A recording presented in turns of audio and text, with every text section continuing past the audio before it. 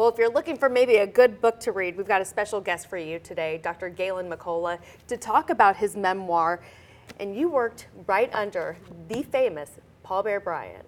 I did. I was very fortunate in the early 60s to be offered a scholarship to play at the University of Alabama, and I played for Coach Bryant for those 4 years.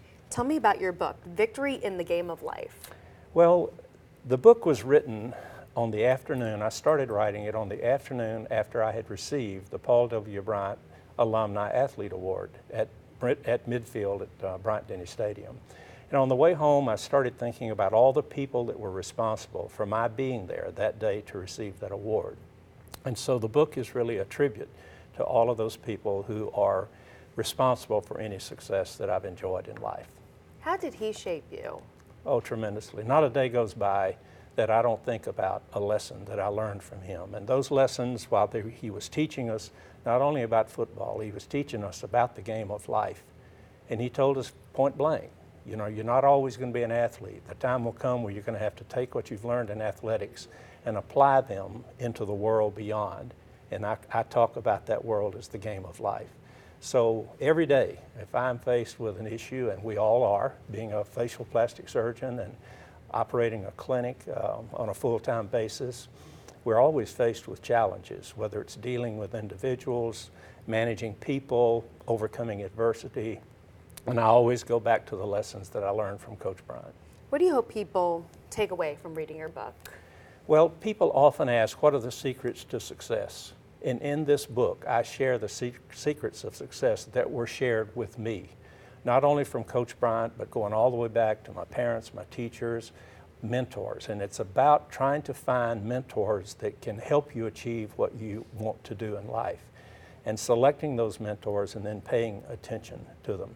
So I'd like for people to take away the fact that if you have a dream and you really want to pursue that dream, and you surround yourself with good people who can help you achieve it, and then you commit to it on an everyday basis, then success will be there at the end of the road. What did it mean to you, writing this book and putting it all together? Well, this is number 18. I have written 18 books, and I've got another one in the hopper, The Gift You Give Yourself.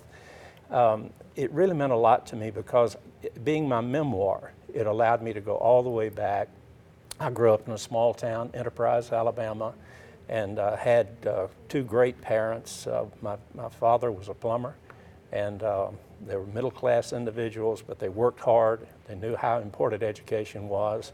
And so I thought that it would be beneficial for people who are looking for ways to achieve their dreams to be able to read that. And so that's my life story, but it's really the life story of a lot of other people. What do you think of Alabama football today? Well, this was a down year, you know, 10-2. And for Alabama now, that's a bad season.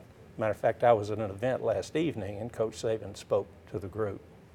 And he talked about that, about the fact that it was disappointing because we've established such high standards that if we're not competing or win the national championship, it's a disappointing year. But we learn from those disappointments. And I think that you will see a different commitment, perhaps, on the part of the team and perhaps the coaches. So you can expect, just like an elevator, if you see a Coach Saban team go down a little bit, it's like an elevator. It'll be right back up at the top in the very near future. And really quick, tell people how they can get access to your book. Well, the Little Professor here in Birmingham carries the book, or you can go to Amazon and get it. It's available at the Bryant Museum in Tuscaloosa. And all the proceeds of this book go to the University of Alabama Alumni Association and to the Bryant Museum. I don't write books to try to make money. I do plastic surgery, facial plastic surgery for that. So writing books is a labor of love. Well, thank you, sir, so much, and congratulations on your 18th book. Yes, thank you very much, Hillary. Thank you for having me on. Of course.